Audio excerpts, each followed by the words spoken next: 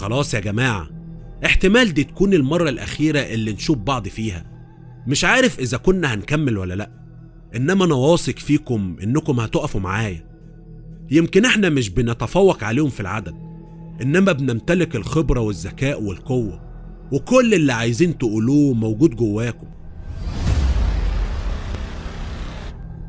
مش هنخاف، وحتى لو متنا هنموت واقفين على رجلنا.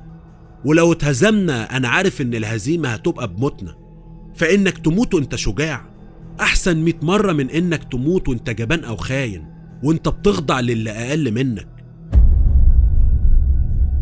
وقت الجد خلاص قرب، كلها ساعة وهنبقى قصادهم. أنا معاك يا يعقوب، أنا معاك لأني صاحب صاحبه. أنا معرفش فاروق بس أعرفك أنت يا يعقوب، وأنت حد جدع وشجاع وأنا بحب الشجاعة، وهقف قصاد فاروق لآخر نفس. وأنا كمان معاك يا واد عمي، معاك وفي ظهرك دايما. أنت دافعت عني وما كنتش تعرفني، ودلوقتي بتقول هتدافع عني برضك مهما حصل، فأنا معاك لآخر نقطة في دمي.